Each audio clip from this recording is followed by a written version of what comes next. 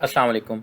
हमने देखा अभी तक कि हम हिस्टोग्राम होता क्या है, हिस्टोग्राम इक्वलाइज़ कैसे किया जाता है। इक्वलाइज़ इसलिए करना था कि हमारा जो हिस्टोग्राम है वो एक यूनिफॉर्म डिस्ट्रीब्यूशन में आ जाए, या हमारा जो हिस्टोग्राम है इमेज का वो फ्लैटेंड हो जाए। ठीक है, फ्लैटेंड हो जाए। अब यहाँ तक बात थी, अब हम आगे चलते हैं। हमारा नया नेक्स्ट टॉपिक आता है हिस्टोग्राम मैचिंग या हिस्टोग्राम स्पेसिफिकेशन। अब जैसा कि आपको नाम से पता चल रहा है कि हिस्टोग्राम मैचिंग यानी हम हिस्टोग्राम को मैच करेंगे किसी न किसी चीज़ के साथ। अब वो करेंगे कैसे, अब हम उसको देखते हैं।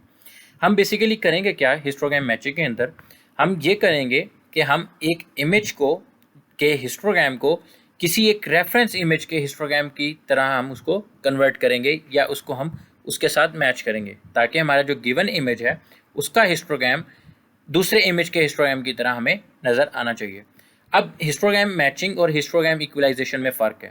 फ़र्क क्या है कि हिस्टोग्राम मैचिंग और हिस्टोग्राम इक्वलाइजेशन दोनों बेसिकली करते इमेज इन्हांसमेंट ही हैं, लेकिन हिस्टोग्राम इक्वलाइजेशन से इन्हांसमेंट जो होगी वो इतनी इंटरेक्टिव नहीं होगी। उसकी वजह ये है क्योंकि वो एक ही रिजल्ट जनरेट करेगा। जब आप उसका दोबारा जब एक दफ़ा यूनिफॉर्म रिजल्ट आ गया तो वो एक अप्रॉक्सीमेशन होगी। जब आप दोबारा करेंगे उसको इन्हांस करने के लिए हिस्टोग्राम इक्वलाइजेशन परफॉर्म करेंगे तो वो दोबारा सेम रिजल्ट आपको देगा।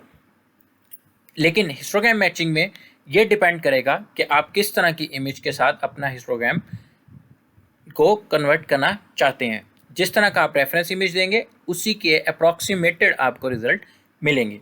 ये हमारा क्या कहलाएगा, हिस्टोग्राम मैचिंग कहलाएगा। हिस्टोग्राम मैचिंग या histogram specification is the transformation of an image so that it's histogram matches a specified और अ रेफरेंस हिस्टोग्राम। ये हमारा हिस्टोग्राम था। अब हम इसको सॉल्व करते हैं दो एग्जांपल्स लेकर।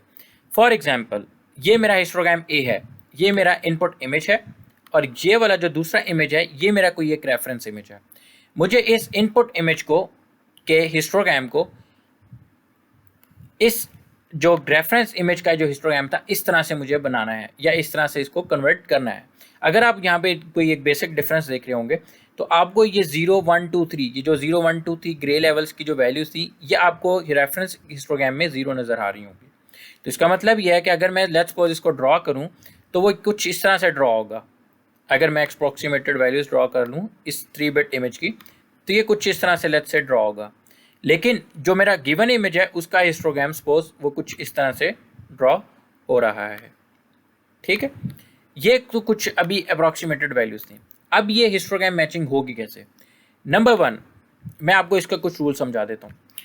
सबसे पहले आपको क्या करना है, आपको सबसे पहले ये करना है कि आपका जो इमेज है वो हमेशा सेम साइज़ का होना चाहिए, तभी आप हिस्टोग्राम स्पेसिफिकेशन परफॉर्म कर सकेंगे। बात समझ आ गई।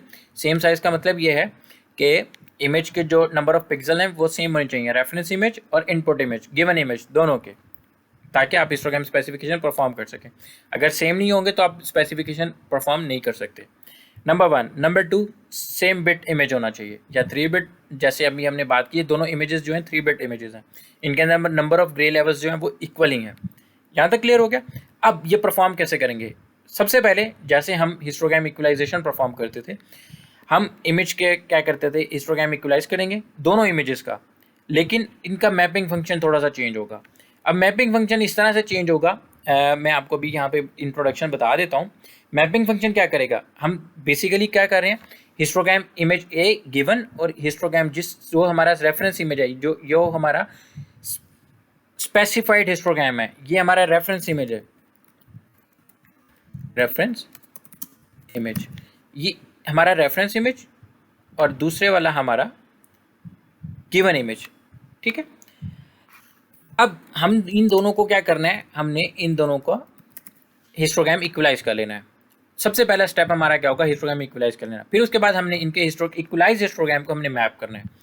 इक्वलाइजेशन के बाद हम क्या करेंगे, इनकी मैपिंग करेंगे। हिस्टोग्राम इक्वलाइजेशन परफॉर्म,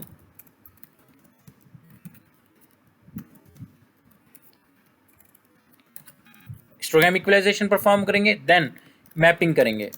अब मैपिंग फंक्शन काम कैसे करेगा। अब मैपिंग फंक्शन अगर आप गौर करेंगे तो हम लास्ट 2 कॉलम्स लेंगे अपने हिस्टोग्राम ए के, लास्ट 2 कॉलम्स लेंगे हम हिस्टोग्राम ए के, last 2 columns of given image या हिस्टोग्राम ए, गिवन इमेज, और फर्स्ट एंड लास्ट कॉलम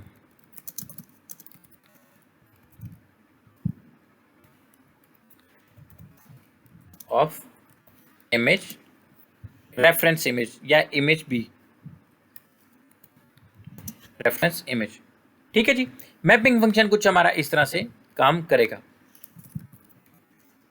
अब हम इसको इम्प्लीमेंट करके देख लेते हैं। यही इमेजेस हैं, अब मैं इन इमेजेस को जरा क्विकली से मैं इन दोनों का इक्वलाइज हिस्टोग्राम ड्रॉ कर लेता हूँ।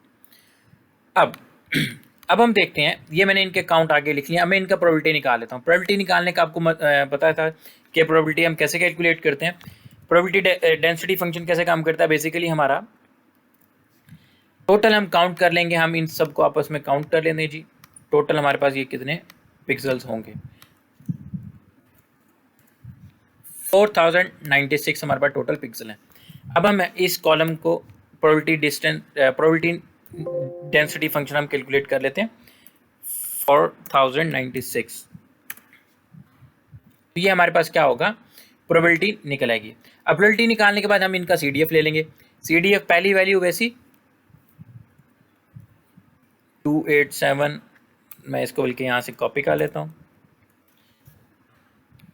जस्ट वैल्यू ये मैंने कॉपी कर लिया। अब CDF में ये वाली वैल्यू ये नेक्स्ट वाली वैल्यू के साथ ऐड, जो वैल्यू आएगी वो यहाँ पर आ जाएगी। फिर ये जो नई वैल्यू आई ये वाली और उससे नेक्स्ट वाली वैल्यू आपस में ऐड कर देंगे।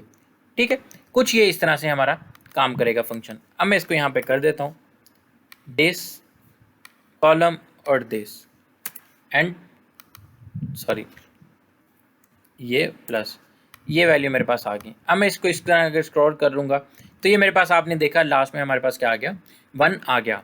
अब स्केलिंग फैक्टर क्या था कि हम स्केलिंग फैक्टर में हमारा जो हाईएस्ट इंटेंसिटी लेवल होता था हम उसके साथ मल्टीप्लाई कर देते थे। वो क्या है हमारा 7, मल्टीप्लाई किसको करने, CDF वैल्यू को, जो हमने कम्युलेटिव डेंसिटी फंक्शन हमने कैलकुलेट किया उसके साथ हमने इसको मल्टीप्लाई करना है, मल्टीप्लाई बाय दिस। तो ये हमारे पास स्केलिंग फैक्टर से ये हमारे पास वैल्यूज आ जाएंगी। ठीक है, अब हमने इनको क्या कर देना है, राउंड ऑफ कर देना है। 1 3 5 6 और ये 6, ये हमारी 7, ये 7 और ये 7, ये राउंड ऑफ कर दिया। अब आपने क्या करना था, ये फ्रिक्वेंसी काउंट था आपके पास। अगर मैं इस फ्रिक्वेंसी काउंट को इधर लिख लेता हूँ, अब ये मेरे पास नई ग्रे लेवल्स वैल्यूज आ गई थी। 0 1 हो गया था, 1 3 हो गया था, 3 5 हो गया था, 4 6 हो गया और 5 7 हो गया, 6 भी 7 हो गया, 7 भी 7 हो गया। अब ये देखें, ये कुछ ग्रे लेवल्स हमारे पास नई वैल्यूज आ गई। अब 1 3 5 तो चलें ठीक है, एक ही है। अब हम 6 और 6 दोनों सेम है, इन दोनों को आपस में ऐड कर देते हैं। तो 656 और 656, तो ये जब आपस में ऐड होंगे तो हमारे पास जो भी आंसर आएगा 656 प्लस 329, तो ये हमारे पास आ गया 985। और ये जो 7 है ये तीनों कॉलम ऐड कर देते हैं आपस में, 245 प्लस 122 प्लस 81। ठीक, ये हमारे पास नई वैल्यूज आ गई। ये 850 हो गया, 1023 और ये 1। यहाँ तक क्लियर हो गया। इसी तरह हमने यहाँ पे ये वैल्यूज़ कैलकुलेट कर ली। यानी अब मैं अगर इसको यहाँ से हाइड भी कर दूँ तो ये मेरे पास ये 2 बन गए कॉलम्स। राउंड ऑफ करने के बाद मेरे पास ये फ्रीक्वेंसीज मेरे पास ये आ गई। ठीक है, अब ये मैं इसके ऊपर अगर लिख दूँ फ्रीक्वेंसीज, न्यू फ्रीक्वेंसीज, ताकि आपको ये याद रहे। ओल्ड फ्रीक्वेंसीज आपस में ऐड कर दी थी, सेम ग्रे लेवल्स की आपस में ऐड कर दी, तो हमारे पास न्यू फ्रीक्वेंसीज आ गई। ठीक है जी, इसी तरह हम ये वाला काम इनके ऊपर परफॉर्म कर देते हैं। PDF CDF ये कैलकुलेट कर देते हैं। याद रखना है कि रेफरेंस इमेज जो हमारा स्पेसिफाइड इमेज है वो सेम साइज़ का ही होना चाहिए। क्लियर है। अब जिस तरह का उसका हिस्टोग्राम होगा उसी तरह का हमें गिवन इमेज का भी हमारा हिस्टोग्राम उसी अप्रॉक्सीमेटेड होगा। ठीक है जी, अगर मैं इसको काउंट कर लेता हूँ सम